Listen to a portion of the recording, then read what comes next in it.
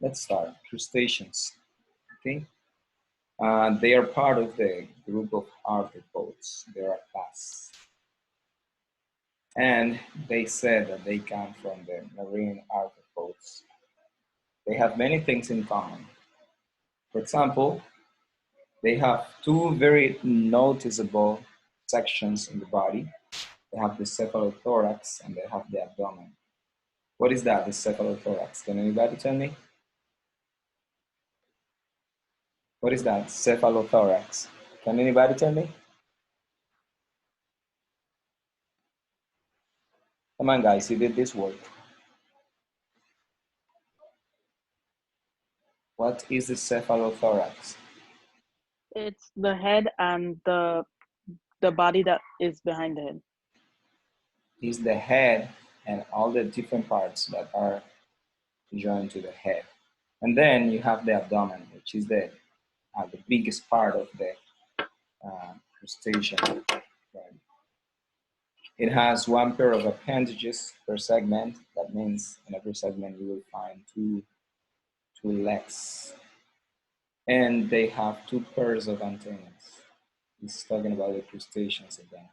They have exoskeleton, same thing as in the insects. They have a pathways. I don't know how you read that. This is what I meant. You have the abdomen, which is basically the bigger part.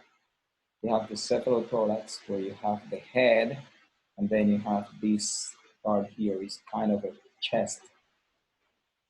Okay, and in every appendage you will have these two legs, one in every side. Give me 1 second, please.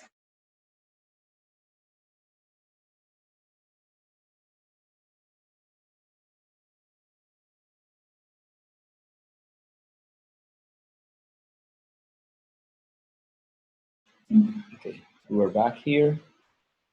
And then this top part here is what they call the carapace. And of course, the antennas, we don't have to explain what is that. They use these appendages for many things. One of them, for example, is collecting and manipulating food. That way they bite you. And down in my village, as I mentioned before, they have a lot of people that hunt these kind of animals to sell them. It's illegal, but they still do it.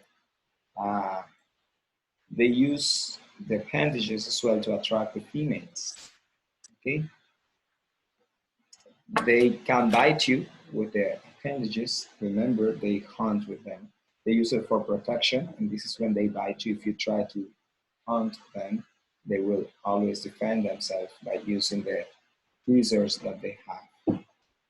This is a beautiful one. Looks amazing. Isn't coughing something? So, okay, you will find in the appendages claws, the antennas, the legs, swimmerets, and the mandibles. All these stuff are considered. This is the set of the appendages that you will have in the crustaceans. Okay, this part here, these tweezers, let me call them that way. These are appendages. The antennas are appendages to the walking legs, swimmerets. All of them are considered to be appendages, and they come from different sections that they have.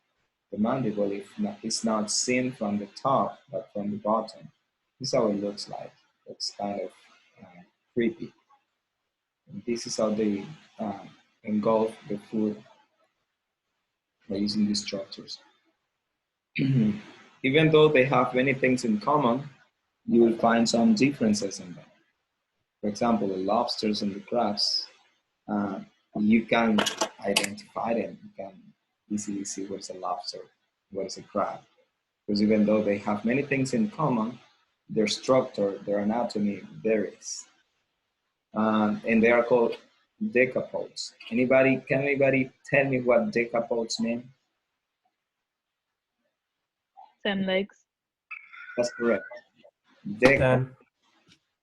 yeah, deca means 10 and pods is legs. And you see these in lobsters and and crabs. If you count the legs, you will find 5 in one side and the next 5 in the other side. Um, this one here, barnacles, they're sessile, and we all know what that means. What sessile means? They can't move. They don't move. Even though they're animals, they live in a stationary lifestyle. Okay, they live attached to some animals where they can get the food and survive. Isopods. What does this prefix means? Iso. Anybody knows? Iso. 7, I'm sorry. 7. No. Hepta would be 7. ISO is something different and it has nothing to do with a number. ISO. ISO means the same. ISO means equal. ISO means alike. So isopods is going to be like legs. And isopods, such as pillbots, have flattened bodies and 7 pairs of legs. Okay? This is another crazy thing, creepy. Tongueworms are parasites that you can find in the lungs or in the nose of some animals. Okay, so that was about this one. Let me open the next one. Was the crustacean. Um, next one is going to be about the arachnids. Let's see this. Mr. Craig's not showing anything. I know. I purposely stopped it, but I'm gonna present it now. But thank you though. Thank you for letting me know. Okay, so now talking about arachnids. Let me ask now, how many legs do you expect to find in the spiders, in the arachnids?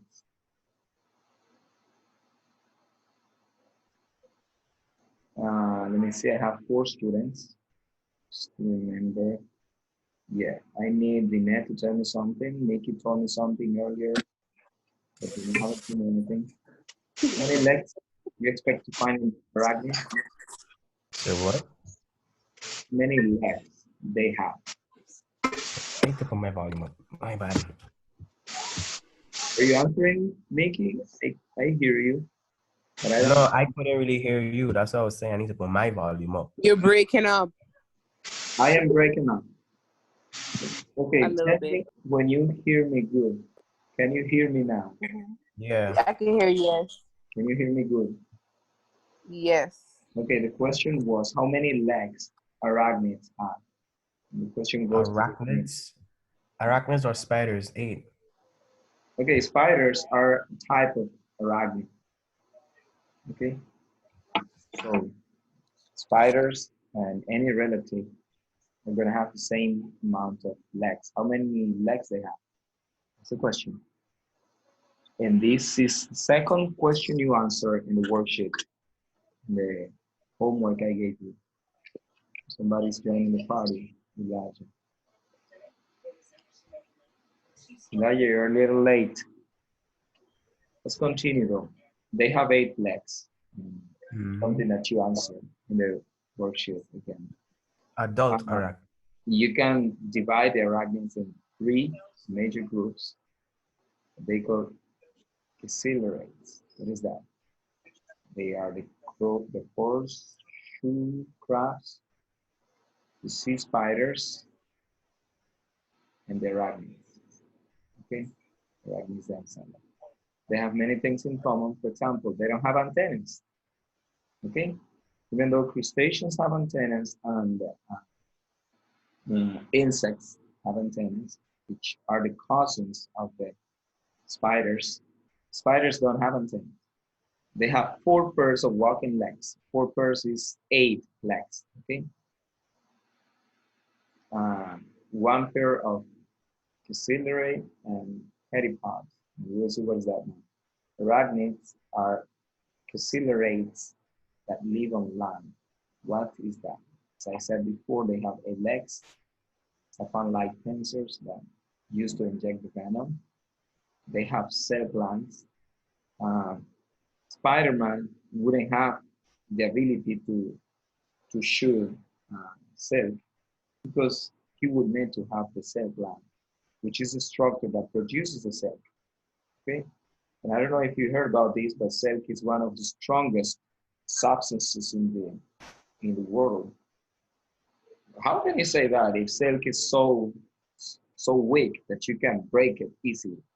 Well, remember the When you thickness. put together and weave on the stuff, right, if you just have one strand of silk, it's not going to just, it's the strongest when it's combined with its counterparty or its itself in multiple links. Say that again. I couldn't hear the first part you said. Could you please repeat?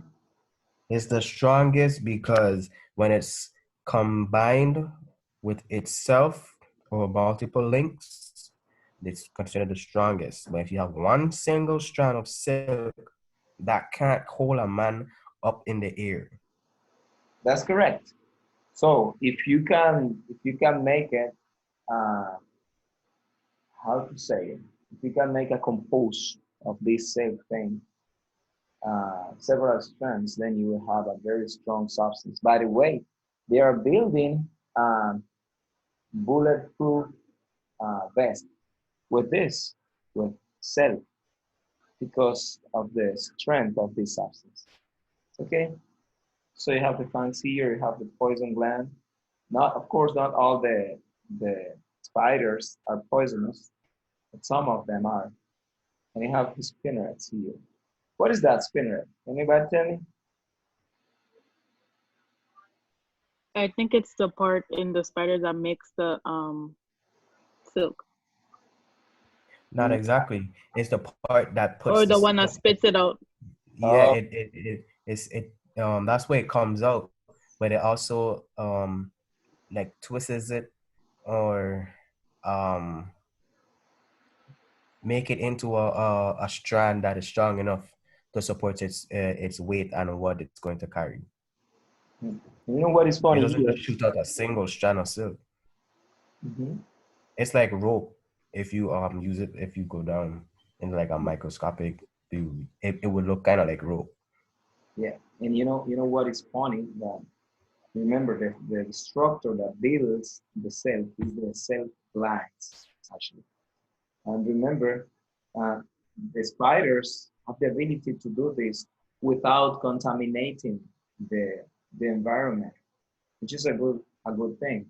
Every time you're trying to create something strong, resistant to anything, you will always find a lot of pollution, a lot of waste that will contaminate the environment.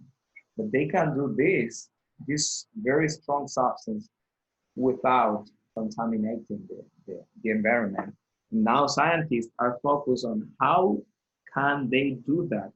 What is the method they use to produce that substance without contaminating? They have a lot to learn from nature. Okay, they have 4 different adaptations so that they don't lose a lot of water. They have a cuticle that is waterproof. What is that cuticle? What is that thing? Anybody? Can anybody tell me what is that? Cuticle? Yoo-hoo. Okay, I don't know.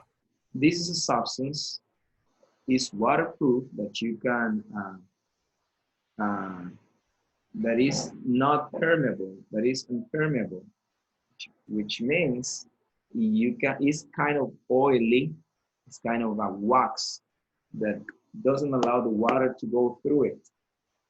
And you will find this in many different animals. They have as well book lungs. They have the Malpighian tubules, which is a structure that they use uh, to eliminate the urine, the, um, the waste, the liquid waste that they have. They have spiracles. Okay, this is what we were talking about.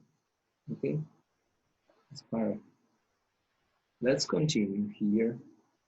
Uh, they said that they have evolved in different groups, blah, blah, blah. All of them make silk and produce venom. But I said before that not all of them are poisonous. What is difference? How can we reconcile these two concepts? They all produce venom, but not all of them are poisonous. Why is that? Can anybody explain that to me?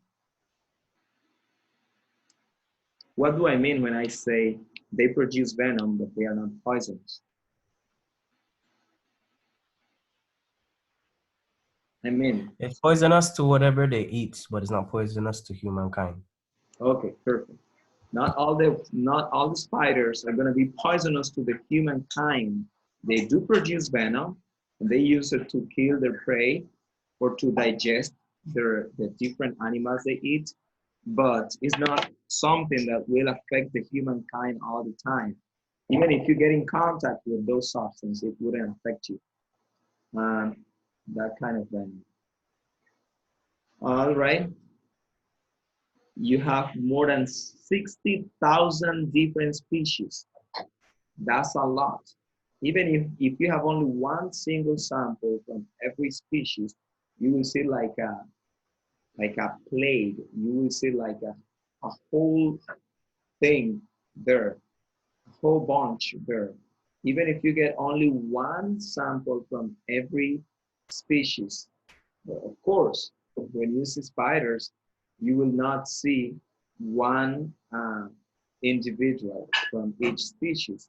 You will see some of them together in some cases because some of them live in social environment. They live in, what do you call that when you have more than one? They live in colonies, if you want to call them so. And some others live alone. They don't like to be with others. Okay?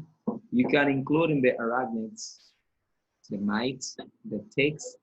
I don't know if you knew that the ticks were spiders.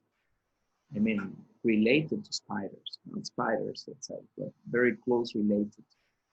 Ticks and chiggers, scorpions. Did you know that scorpions are spiders or related to them? Sometimes you'd rather to relate scorpions to lobsters, to crustaceans, because they have so much in common, but they are not as close as the spiders and scorpions, right? Notice that this looks a lot like the crustaceans, like the lobster. The only difference is this thing here. The ticks are spiders as well. And if you want, you can always count the legs they have. This is the main characteristic that you can look at. Spiders or arachnids will always have 8 legs. And if you count, you will find 4 in this side. 1, 2, 3, and 4. And you will find 4 in the other side. Plus, you will have these tweezers here, these structures that they use to manipulate the prey, the food. And the ticks as well have the 8 legs. If you want, you can just look at that. Right? So that was about arachnids. Let's move to the next one, right here, which is insects. Insects are arthropods as well. So we have a lot to do with that. Let me show you this now. Tell me if you can see it. Can you see it, guys? Yeah. Okay. And they are very different from each other. You have insects that don't look like other insects. For example, ants don't look like roaches at all, but they belong in the same group, okay? Because they have a lot of differences among them, right? Uh, wherever you go, you will find insects. That's why here it says there are nearly in every ecological niche, whatever you read it, how you read that word there? Niche. Niche. You will find these 3 parts in every insect. you will have the head, the thorax, and the abdomen. Notice that in the crustaceans, these two things are welded. They bind together. This is only one structure. And that's why it's called cephalothorax. Cephalo means head, in case somebody didn't know. And then you have the abdomen or the belly, which most of the time is the biggest part of the arthropods. In the insects, is the biggest part. In some other arthropods, it might not be that big. But here you can see it. And what we have here, what type of, what insect is this? Is this a bee, bumblebee? Hornet, Jacksonian. Okay, again, some insects live independently, but others live in colonies. Like here, we have an example of insects that live in colony. Can you mention any other insect that live in colony? Termites. Termites, that's correct. What else? Bees. Bees. What else?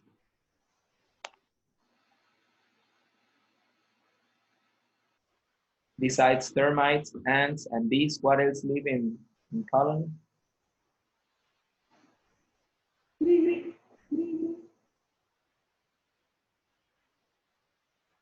We just saw one, guys.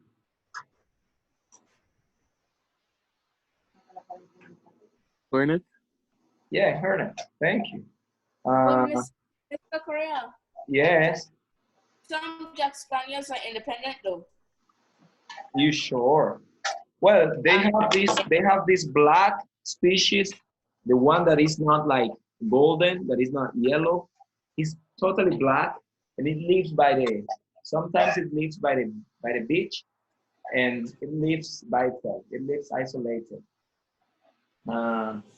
So yes, some the species of them that live isolated. What other species live independently? Of insects. Talking about insects now. What insects live Consider- independently? Yes.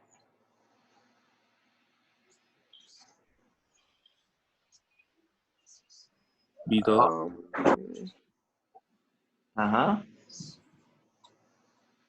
Mm. Okay, if everybody tries to talk, Grasshoppers. if everybody try to stop at the same time, you will cancel each other, and I won't be able to hear anybody. Anybody? Okay. Let me just check the list and call. Dine, I heard you trying to talk. Can you tell me now? No? You mute. Yes, I was just repeating the question you were saying. That was it? Okay. Okay, you can mute yourself again. Elijah, you were saying something. What was that? Grasshoppers.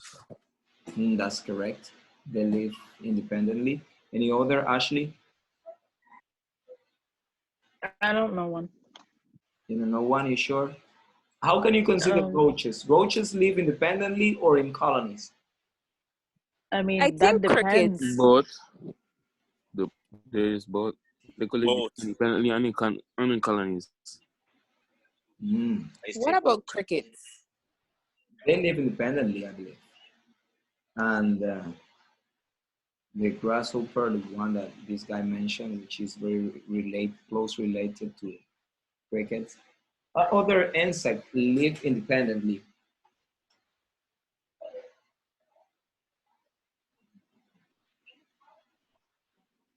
Butterflies? Butterfly.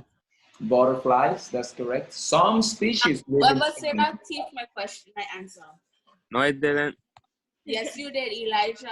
Elijah. How? I can't read your mind. You know butterflies is my answer, so stop right there. Right there. Mr. Correa, put my fine. points. Put my Okay, points. fine. I answer. I have more points on Elijah, you find anyway. another answer. Elijah, stop stealing people's thoughts. Tell him again. Really? Okay. Yeah, that's not allowed, not in my class. Stealing Okay. people's thought is not allowed. Okay. No problem, thank you. Okay. Uh, so how about the beetles? I already What do you said say that. about beetles? Yes, I believe so. What do you believe? I believe that they can live independently. Oh, okay. Like the dung beetle. Okay. So let's move on. As you know, they undergo metamorphosis. Okay. Uh, when they are halfway, they look kind of crazy. They have the three life stages that you all know. They have the stage of larva when they are in this worm shape. Okay. Now they have the nymph when they are like teenagers, like you guys. Right now, you're in the nymph stage. You're in between the adult stage and the children stage. So this is what you are, nymphs.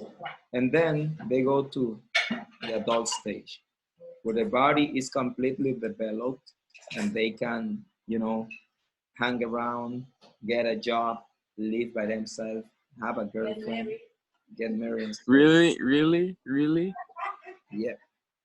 So, and this happens not to all of them, not to all of them. Can you mention some insects that don't undergo this metamorphosis?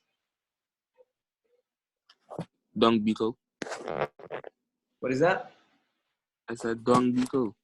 Okay, good. Any other? How about ants?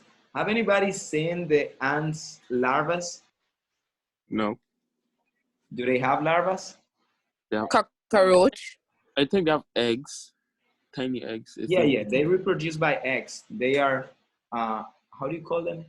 Ovíparos in Spanish. I don't know if it's the same word in English, but they come from eggs. Uh, yes, all of them. All of them come from eggs. Yeah, but that doesn't mean they all will have these three stages of life. Okay, because we have to continue. Remember, the insects will look totally different in the different stages. As you can see here in the butterfly, you have the eggs, then the eggs turn into the larvae, then the larva turns into a pupa, and then from pupa, they go to adult. And it's a marvelous process, this. I don't know if you have seen, if you have had the chance to see a butterfly larvae. I had the chance to see them here eating my melon plants. I planted some melons and I found a lot of these larvae eating my melons, so I had to kill them. These are the No, people man. who did this for. Yeah, because Brutal, man. they wanted to kill my food. I mean, they wanted to, yes, kill it, eat it. But that's why spiders is here for. You thief in the spider job. Yeah, but the spiders are not doing their job. Otherwise, I wouldn't have to do it. Okay, because we have only 10 minutes here. Remember, not all the structures for the insects are the same. The mouth for them are totally different. They might have sucking structures in the mouth, like the the butterfly. They have like a straw that they can roll, and then they can just open and what do you call it? Suck or something, I don't know. They can use it to get the nectar out of the flowers. And I don't know if you know that mosquitoes, for example, mosquitoes Yeah, it is. they have teeth. Can you believe Yeah, yeah, they have yeah. teeth? Plus, they have this thing that they can Needle. inject at this needle that they can inject in your flesh and suck out your blood.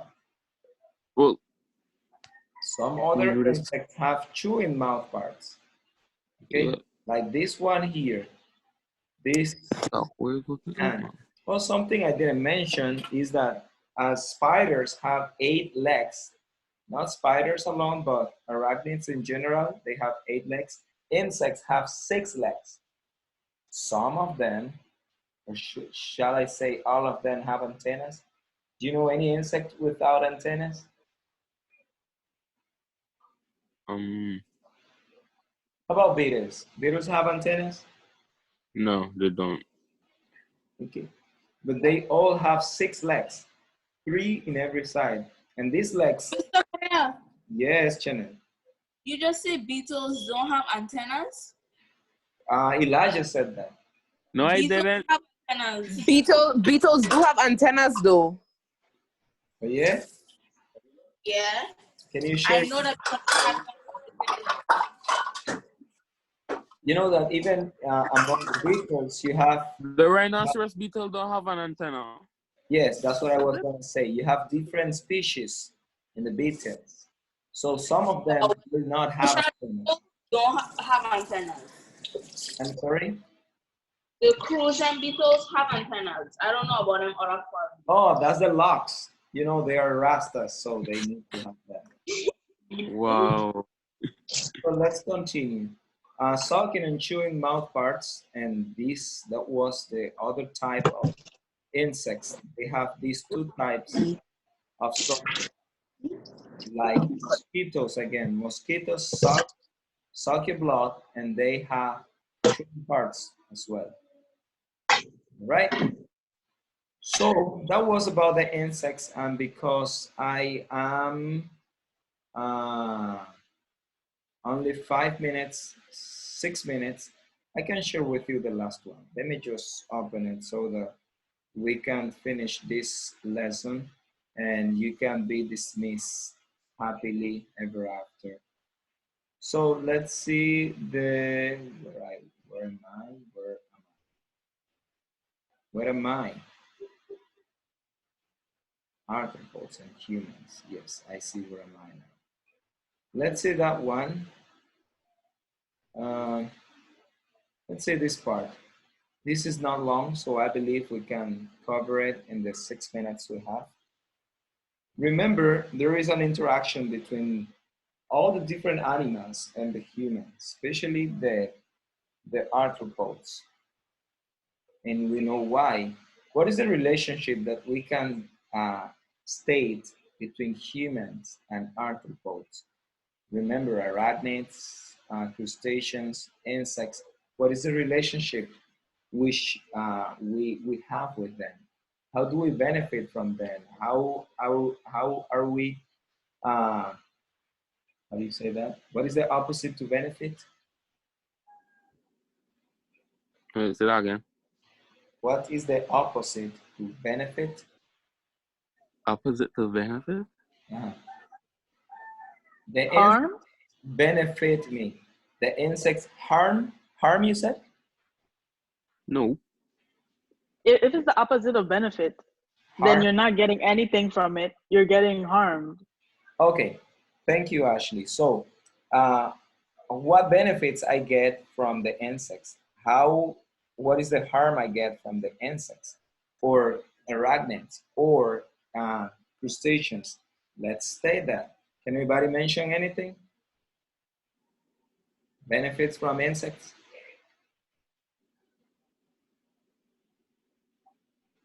Some of them pollinate plants.